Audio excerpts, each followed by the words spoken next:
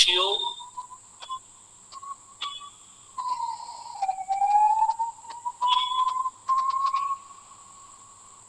and proportion, অনুপাত এবং সমানুপাত। Ratio and proportion বা অনুপাত বা সমানুপাত ভেরি ভাইটাল। এই চ্যাপ্টারটা খুব ভাইটাল। আমরা প্রথমে বেসিক ফর্মুলা শিখেছি।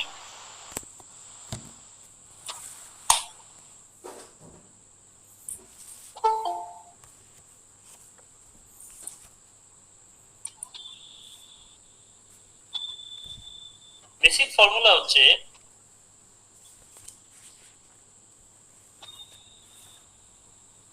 সাধারণভাবে ধর এ হচ্ছে একটা পদ আর বি হচ্ছে একটা পদ, এদের যে অনুপাত সেটাকে বলা হয় রেশিও। এদের যে অনুপাত সেটাকে বলা হয় রেশিও। এখন যদি দুটো রেশিও ধর সি ইজ টু ডি, এটা হচ্ছে আরো একটা রেশিও, একটা A is to B this is one, এটা হচ্ছে একটা ratio, C is to D এটা হচ্ছে একটা রেশিও। এই দুটো রেশিও যদি if they equal to each other,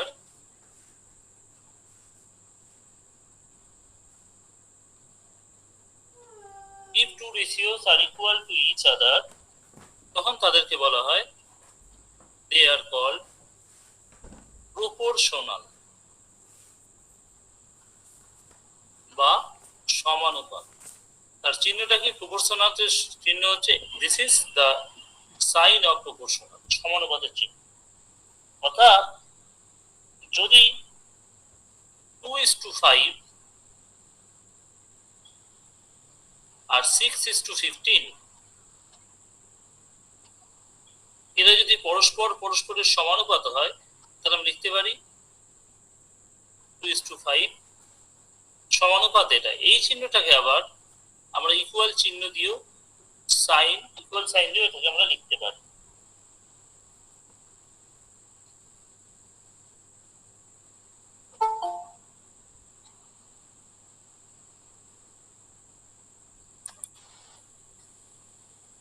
এই যে রেশিওটা এইভাবে আমরা যেটা পেয়েছি, এই যে রেশিওটা আমরা পেয়েছি, ধর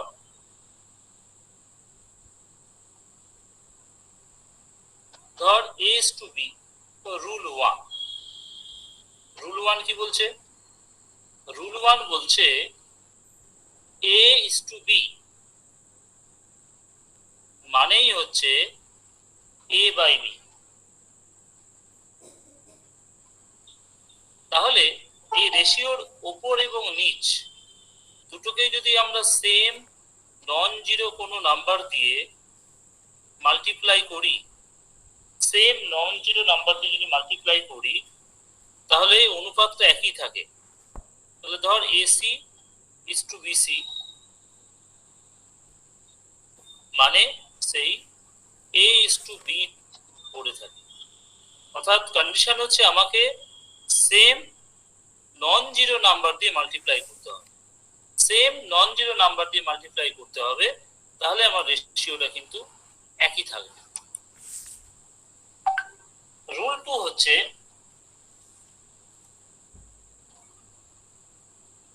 ধর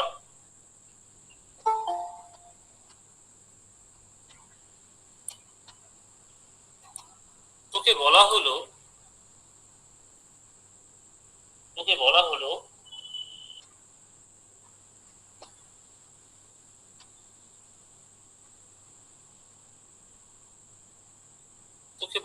যে a is to b সমানুপাত c is to d। That means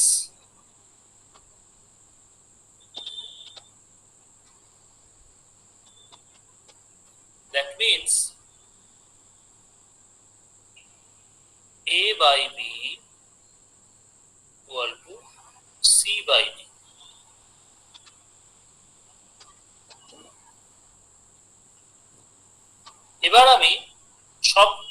সাথে আমি এক্স অ্যাডিশন করলাম, তাহলে রেশিওটা কি দাঁড়ালো? তাহলে রেশিওটা দাঁড়ালো a plus x by b plus x equal to c plus x d plus x. এখন প্রশ্ন হচ্ছে এরা কি একে অপরের সঙ্গে প্রপোর্শনাল হবে? অর্থাৎ আমরা কি বলতে পারি যে a plus x is to b plus x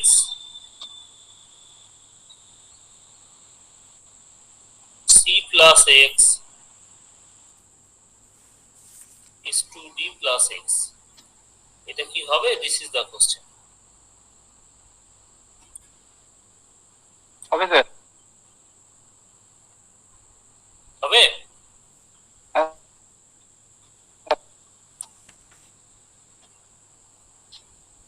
হবে, এটা হবে। আমরা যদি একটা টেস্ট চেক করে নিই, ধর a is to b, মানে ধর 2 is to 3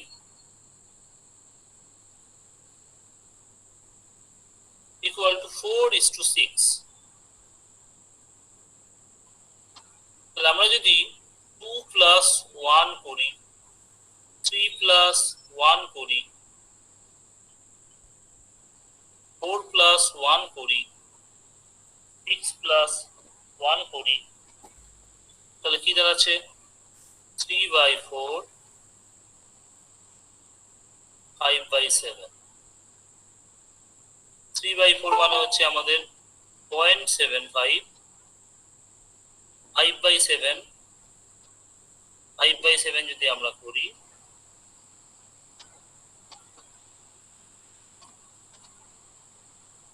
সাত সাতে 49,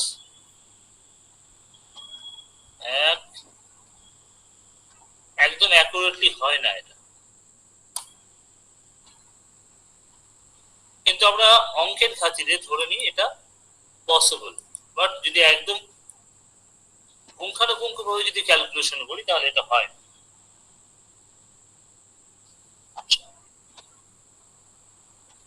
এবার চলে আসছি রুল 3-তে।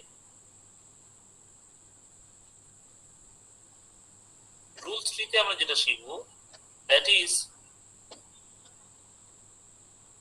মিক্সড রেশিও, মিশ্র অনুপাত কাকে।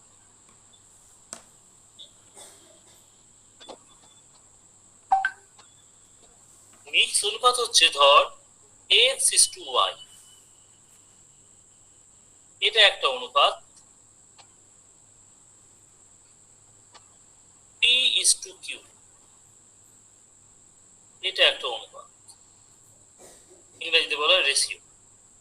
What will be the mixed ratio? কি হবে বল দেখি। স্যার বলবো স্যার? বলো। স্যার তিনটা অনুপাত করি এটাকে, মানে তিনটা, স্যার তিনটা অনুপাত করব না দুটো? মিক্সড রেশিও কি হবে আমার কোশ্চেনের আনসার? মানে x এর সাথে p হবে, y এর কিউব যোগ হবে, p is to y কি হবে? একটু x into p is to y into q। আচ্ছা, এর নিয়ম হচ্ছে, এটা হচ্ছে পূর্বপদ, এটাও পূর্বপদ, এই দুটো গুণ হয়ে যায় আর এই দুটো গুণ হয়ে যায়, তবে মিক্সড রেশিও হয়ে যাবে px qy। এবার রুল 4,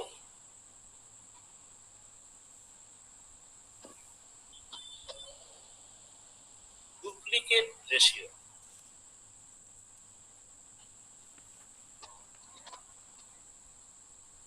আগে বলবো ডুপ্লিকেট রেশিও।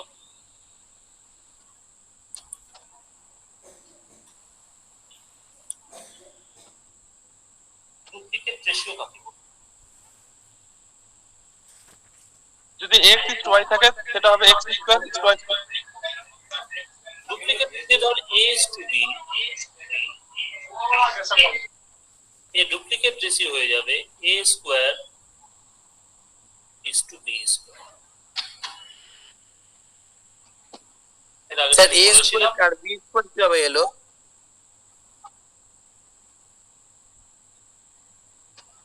ডুপ্লিকেট রেশিও মানে হচ্ছে স্কোয়ারের রেশিও। স্কোয়ারের রেশিওকে ডুপ্লিকেট রেশিও বলা হয়।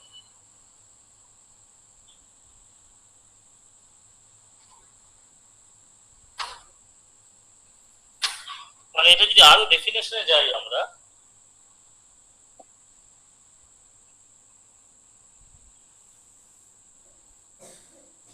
এক মিনিট ফোন এসছে।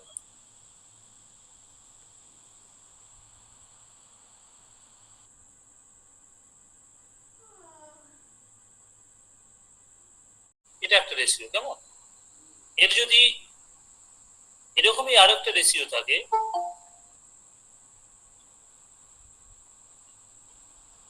ইকুয়াল রেশিও যদি থাকে, সেটাও যদি a is to b হয়,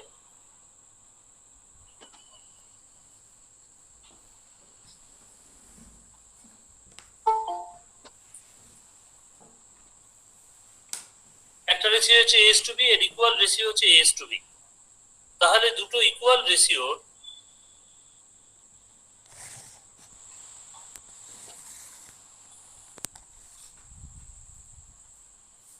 what will be the mixed ratio of two equal ratio? দুটো ইকুয়াল রেশিওর মিক্সড রেশিও কি হবে বল দেখি। ধর a is to b, a square b square. a square b square হবে। A square b square. এই দুটো ইকুয়াল রেশিওর মিক্সড রেশিওকেই বলা হয় ডুপ্লিকেট রেশিও। কেন a স্কোয়ার বি স্কোয়ার হলো বোঝা গেল এবার? হ্যাঁ স্যার। কেউ বুঝতে পেরেছিস? স্যার ঠিক আছে।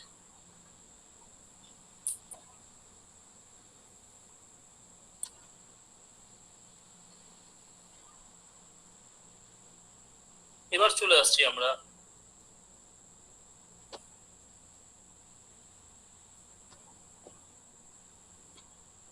রুল 6।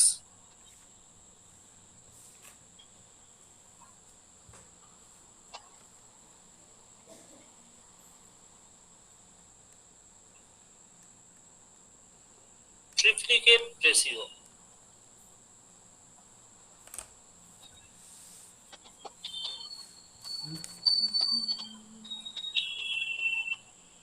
ট্রিপ্লিকেট রেশিও মানে সহজ কথা ভাবি, কোনো একটা রেশিও ধর a is to b, এদের কিউবের রেশিওকেই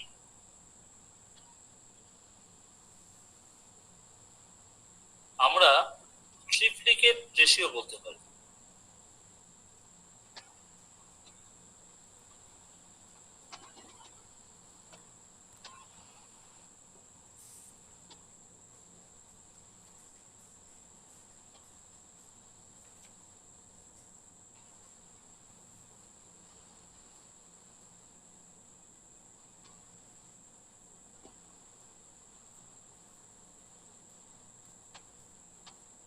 সাব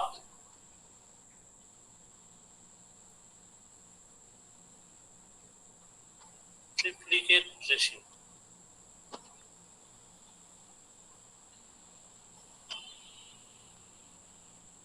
এটা হচ্ছে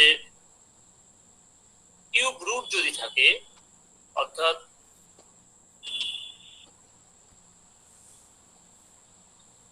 এটাকে সাব ট্রিপ্লিকেট রেশিও বলা।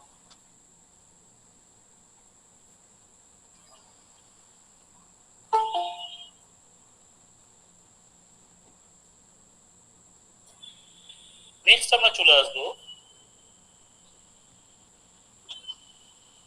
রুল 8।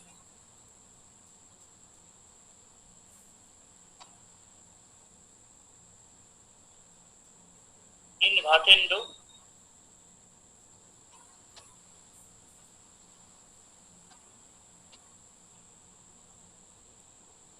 ইনভার্টেন্ডো মানে হচ্ছে ধর একটা রেশিও আছে, ধর A is to B equal to C is to D.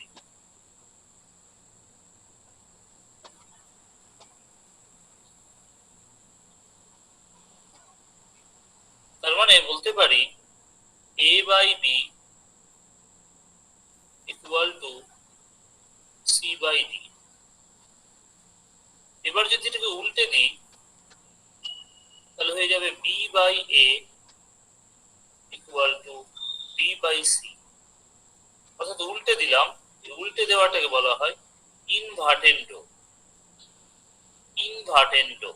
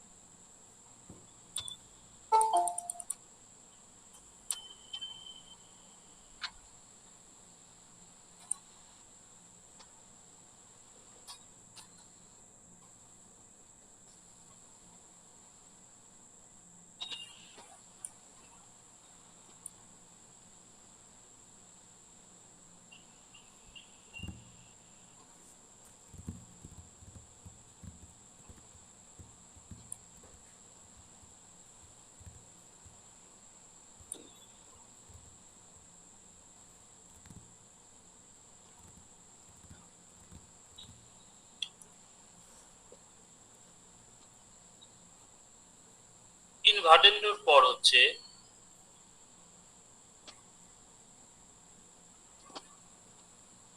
Rule 10 অল্টারনেন্ডো।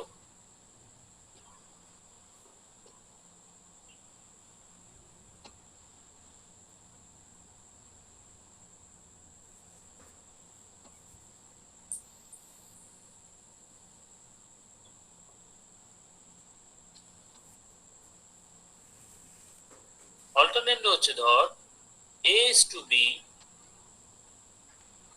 equal to C is to D। তাই যদি হয়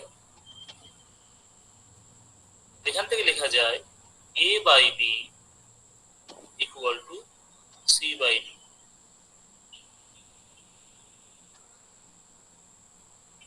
A by C equal to D by D। এটা হলো অল্টারনেন্ডো। অল্টারনেন্ডো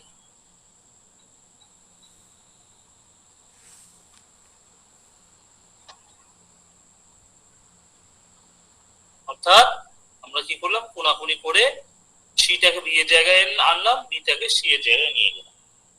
এবার হচ্ছে কম্পোনেন্ডো।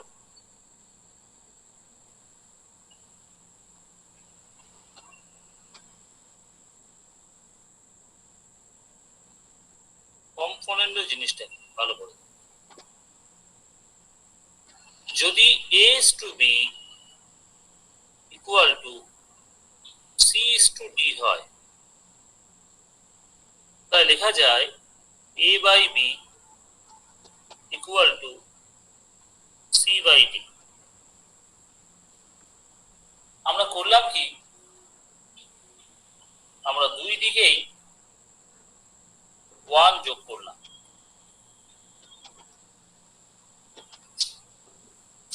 আমরা যদি দুদিকেই 1 যোগ করি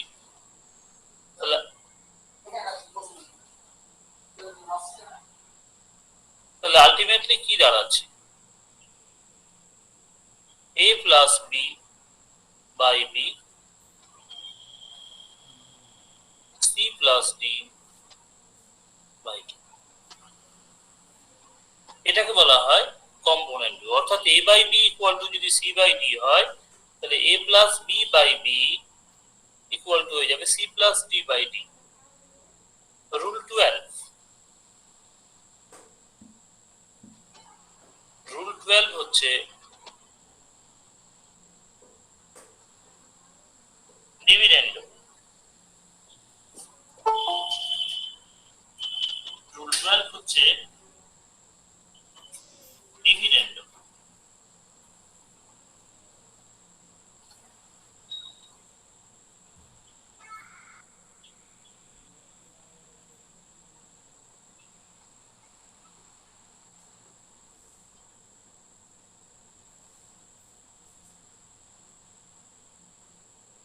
ডিভিডেন্ডের জিনিসটা কি? ডিভিডেন্ড মানে হচ্ছে যদি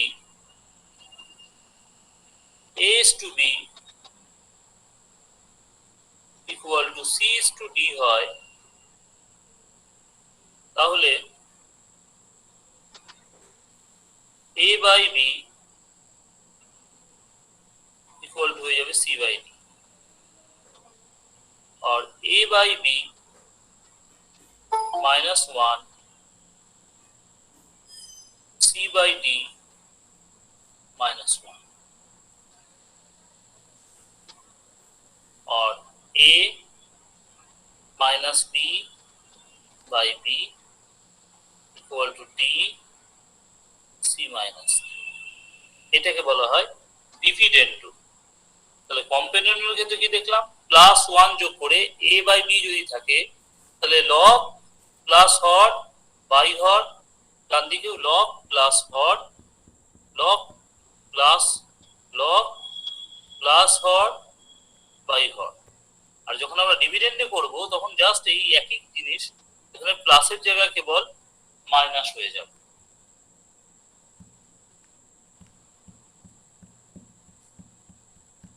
এবার যখন আমরা রুল 13-এ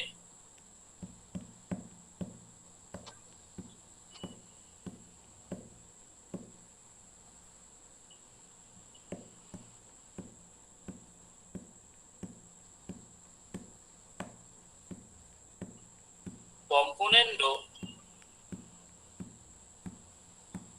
আর ডিভিডেন্ডো আর ডিভিডেন্ডো যখন আমরা একসাথে করব তখন কি হবে, অর্থাৎ a is to b equal to যদি c is to d হয় তাহলে কম্পোনেন্ট ডিভিডেন্ড লাগিয়ে এখানে বলা যায় a plus b by a minus b equal c plus d c minus d হবে। এবার চলে আসছি rule 14।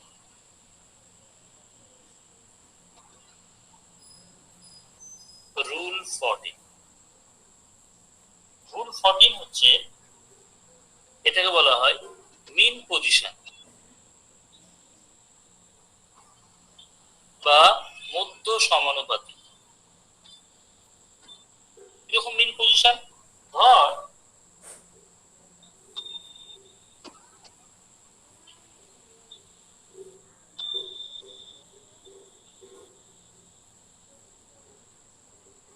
a is to x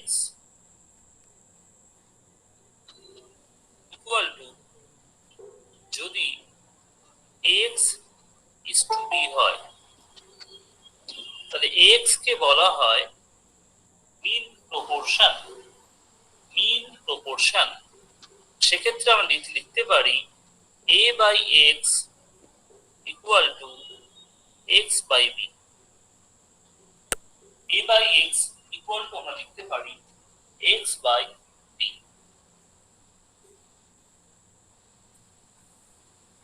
তাই যদি হয় a by x equal to যদি x by b হয় তাহলে এখান থেকে আরো লেখা যায়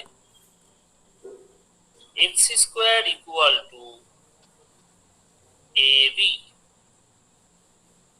x square equal to যদি ab হয় আর x equal to হয়ে যাবে root over a।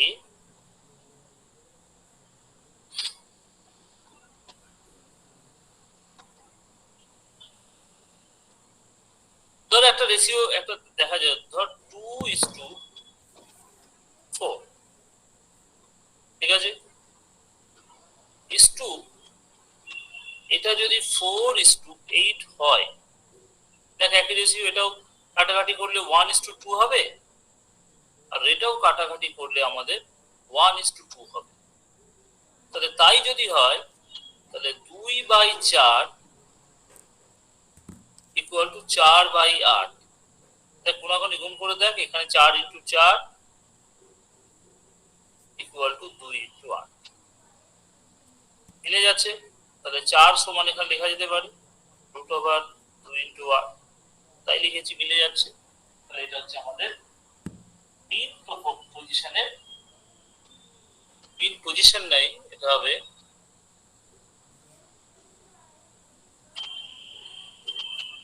এটা হবে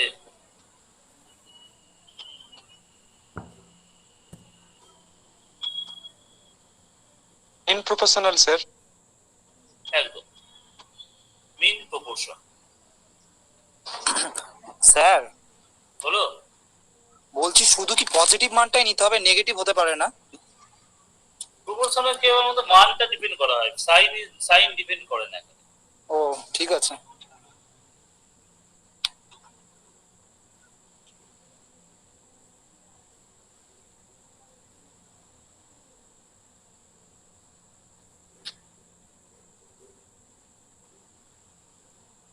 এবার চলে আসছে রুল 15।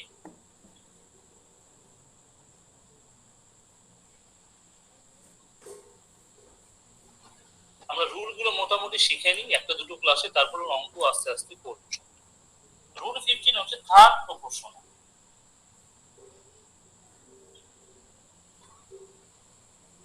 কি সেই থার্ড প্রপোর্শনাল?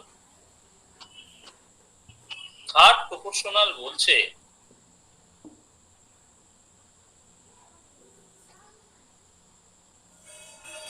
যদি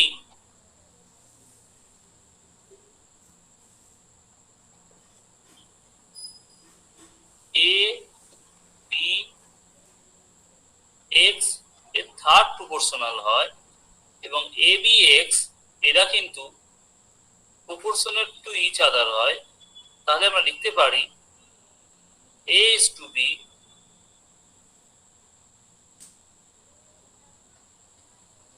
b is to x, or a by b equal to b by x,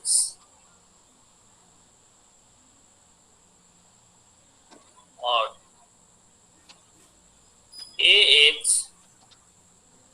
equal to b square, or x equal to b square by x equal to b square by a.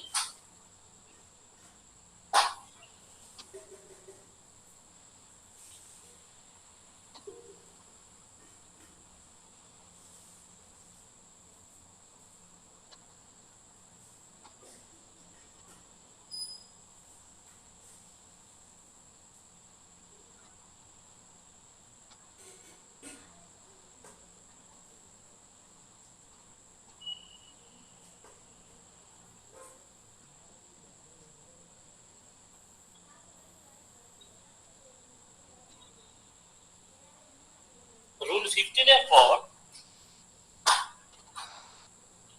Rule 16।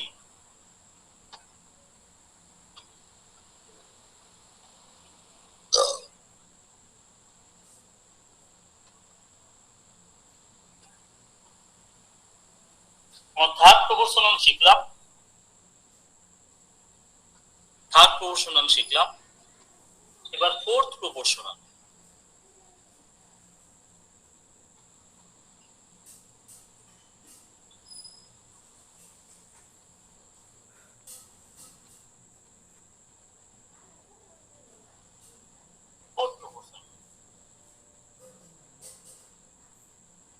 ধর A B R C এদের fourth proportional যদি x হয়, তাহলে আমরা লিখতেই পারি এরা যদি ক্রমিক সমানুপাতি হয়, তাহলে লিখতে পারি A is to B equal to C is to X. এখান থেকে এক্স এর ভ্যালু খুব সহজেই বার করা যায়, A by B equal to C by X, और x equal to bc by a।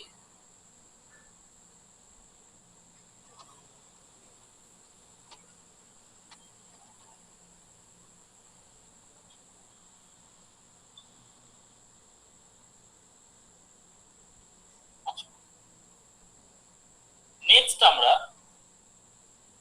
পরের রুলে চলে যাব। স্যার হ্যাঁ বলো।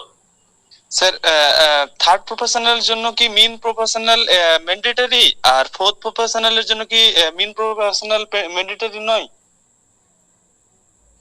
না, বিষয়টা হচ্ছে যখন আমাদের থার্ড প্রপোর্শনাল যখন আমরা করব, ঠিক আছে, আমাকে যখন থার্ড প্রপোর্শনাল বার করতে হবে আমাকে সবটাই ধরে নিতে হবে দে আর কনজিকিউটিভ প্রপোর্শনাল,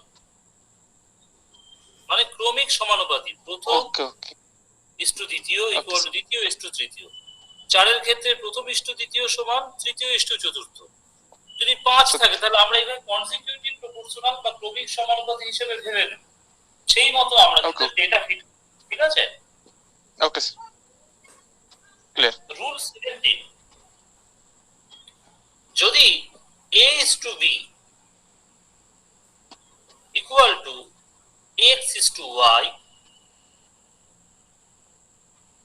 এবং b is to c equal to যদি p is to q হয়, p is to q হয়, তাহলে পরীক্ষাতে আসলো যে what will be the value of a is to c, what will be the value of a is to b is to c।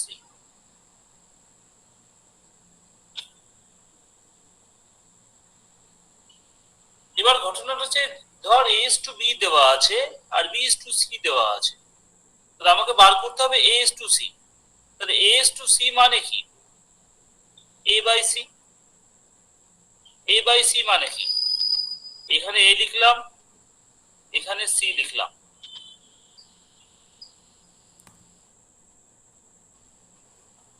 আর এখানে b লিখলাম, এখানে b লিখলাম। তাহলে দেখ দিস ইজ হয়ে গেল a is to b and this is b is to c। but a is to value b এর value কত? x is to y, আর b is to c এর ভ্যালু কত? p by q।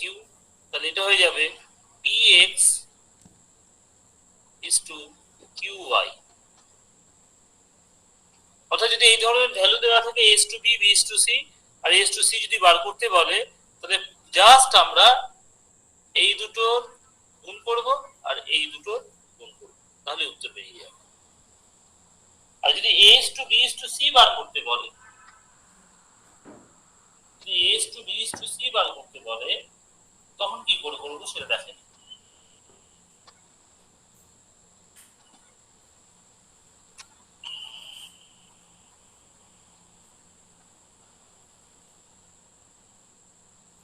যদি এটা দেওয়া থাকে তাহলে মনে রাখবি x কে p দিয়ে গুণ করবি, প্রথম দুটোর গুণ, তারপর y কে p দিয়ে গুণ করবি, তারপর y কে q দিয়ে গুণ।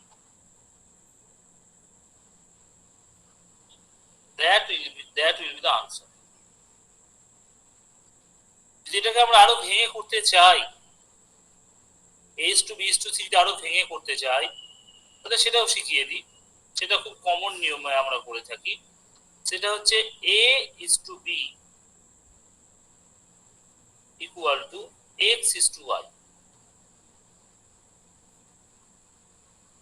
b is to c, p is to q।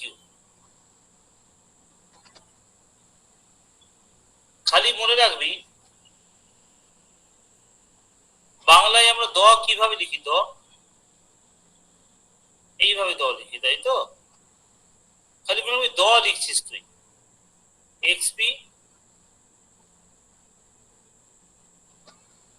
yp yq, দেখ হয়ে গেল। আর কোনো প্রশ্ন আছে এখানে?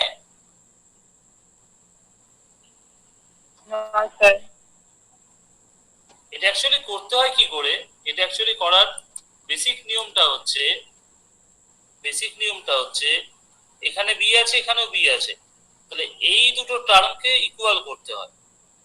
এখানে ওয়াই আছে, এখানে পি আছে, তাহলে এখানে পি দিয়ে গুণ করব পুরোটাকে, আর এখানে পুরোটাকে ওয়াই দিয়ে গুণ করব। তাহলে তাই যদি করি তাহলে এটা কি দাঁড়াবে? এটা দাঁড়াবে X P is to Y P, আর এটা দাঁড়াবে Y P is to Y Q. তাহলে ultimately X P is to Y P is to Y Q এটা দাঁড়াবে। বুঝা গেল?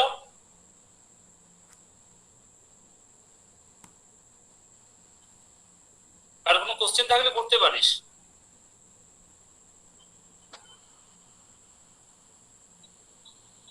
কোনো কোশ্চেন নেই, তাহলে নেক্সট টাইম আমরা এগোবো। এটা আমি এর আগের দিন বলেছিলাম অফলাইন ক্লাসে।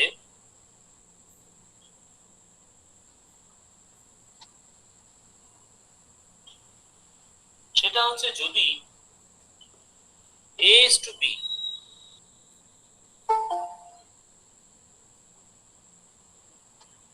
x is to y হয়,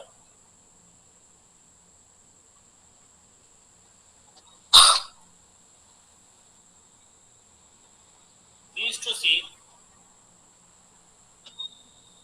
d is to q হয়,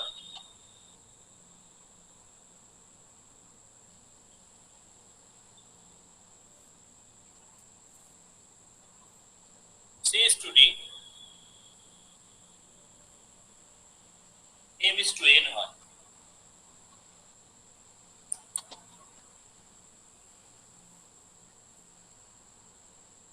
তাহলে what will be the value of a is to b is to c is to d?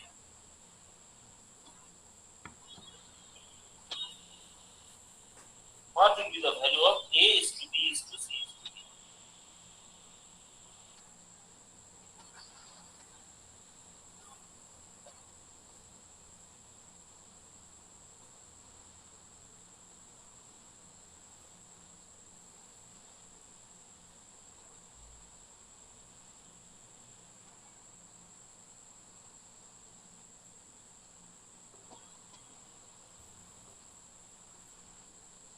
এটার জন্য কোনো ফর্মুলা মনে রাখার দরকার নাই, ঠিক আছে? এটার জন্য যেটা করতে হবে,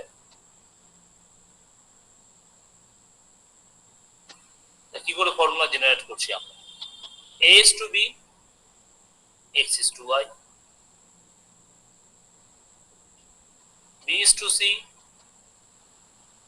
b এর তলায় b লিখবো, b is to q, R c is to d,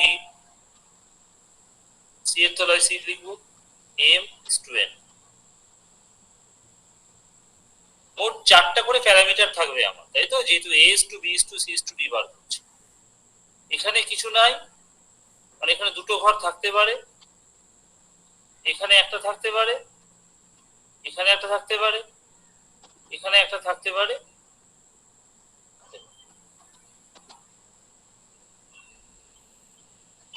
তাহলে x is to y আছে, তো এখানে x is to y আছে, এখানে আছে p is to q, এখানে আছে m is to n।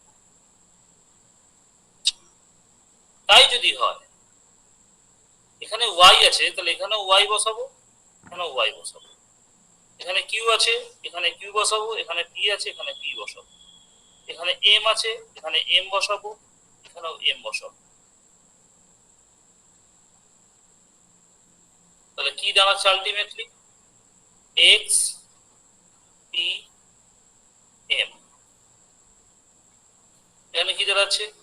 y p m। এখানে আছে y q m, y q n। এইভাবে করতে হবে। এখানে বেশি ফর্মুলা মনে রাখলে তখন ভুল হয়ে যাওয়ার সম্ভাবনা বেশি। এই জন্য সব জায়গায় আমাকে ফর্মুলা বসাতেই হবে, এরকম কোনো মানে নেই। নেক্সট চলে আসছে এবার। স্যার এই জিনিসটা একটু আবার বুঝালে একটু ভালো হতো। আচ্ছা তাহলে একটা উদাহরণ দিয়ে বোঝাচ্ছি।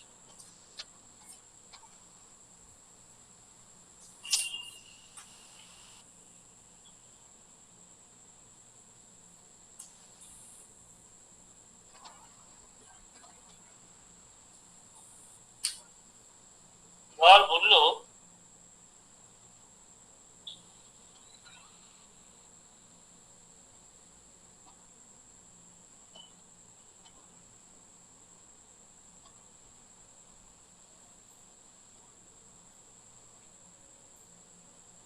তোকে বললো যে a is to b equal to 3 is to 4, b is to c 5 is to 7, c is to d 8 is to 9।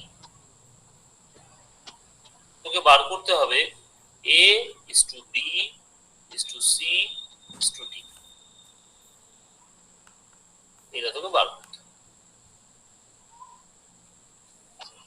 এই দুই ধরনের নিয়ম আছে। প্রথমে শেখাই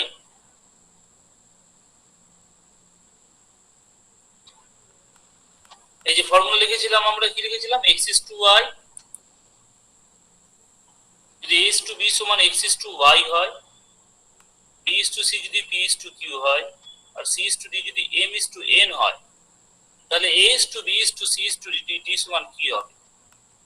তাহলে প্রথমে একটা জিনিস দেখে না, x is to y, p is to q, m is to n।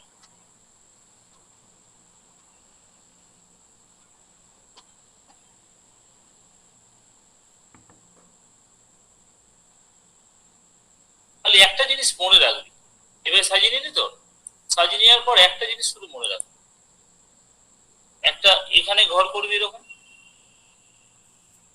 pm, একটা এখানে ঘর করবি। আমি যত রকম নিয়ম হয় ভেঙে চুরে শেখানোর চেষ্টা করছি, এরকম ঘর করলাম, ঠিক আছে? ঘর করার পর কি করব আমি,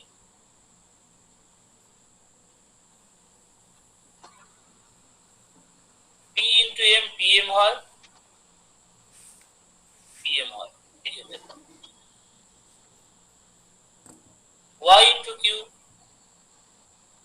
yq হয়, লিখে ফেললাম। আর এবার yq লিখে ফেললাম। কোনো অসুবিধা আছে লিখতে?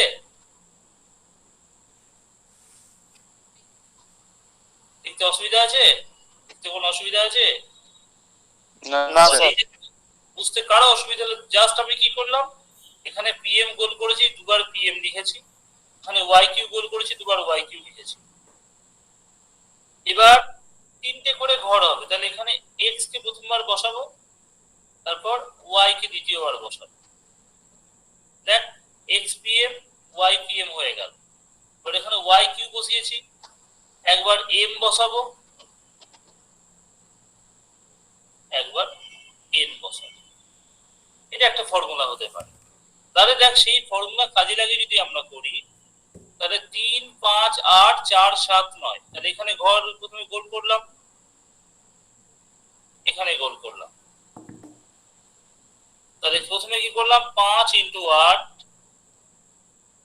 তারপরে করলাম 5 into 8, তারপরে করলাম 4 into 7, তারপরেও করলাম 4 into 7। এবার এখানে জায়গা কে পাইনি, 3 পাইনি, তাহলে 3 বসাও। 4 পাইনি, তো 4 বসাও। এখানে কে পাইনি, 4 into 7, তাহলে 8 পাইনি, তাহলে একে 8 দিয়ে গুণ কর, আর একে একবার 9 দিয়ে গুণ। আর এই ফর্মুলা যদি ভুলে যাস, ভুলে গেলে কি করবি, ভুলে গেলে কি করবি সেটা দেখিয়ে আসে ক্লাস শেষ করব। সেটা হচ্ছে a is to b, একদম এইভাবে লিখবো, b is to c, c is to d। তাহলে a is to b সমান কত আছে আমার, 3 is to 4, 3 3:4 লিখে ফেললাম। B:C সমান কত আছে? 5:7। আমাকে বার করতে হবে A:B:C:D। তাহলে B এর তলায় 5 আর C এর তলায় 7, ঠিক একইভাবে 8:9।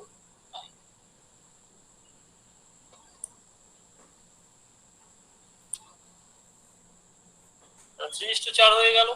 এবং 4টে করে ঘর বসাতে হবে তো। এখানে 4 আছে, এখানেও 4 বসাও, এখানেও 4 বসাও। এখানে 7 আছে, এর ডান দিকে 7 বসা। এখানে 5 আছে, এর বাম দিকে 5 বসা। এখানে 8 আছে, এর বাম দিকে 8 বসা, তারও বাম দিকে 8 বসা। তাহলে সবটাকে মাল্টিপ্লাই করে দেবে। তাহলে দেখ প্রথমটা কি হয়ে যাবে? 3 × 5 × 8, পরেরটা 4 × 5 × 8, পরেরটা 4 × 7 × 8, তারপরেরটা 4 × 7 × 9। এটা আমরা 4 দিয়ে সবটাকে কেটে দিতে পারি, 4 সবটাতেই আছে আমার।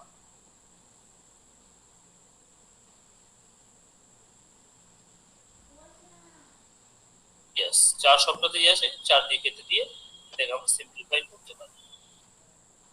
আজকে জাস্ট বেসিক কয়েকটা ফর্মুলা আমরা শিখলাম। এই ক্লাস এটা টু বি কন্টিনিউড, এটা চলবে।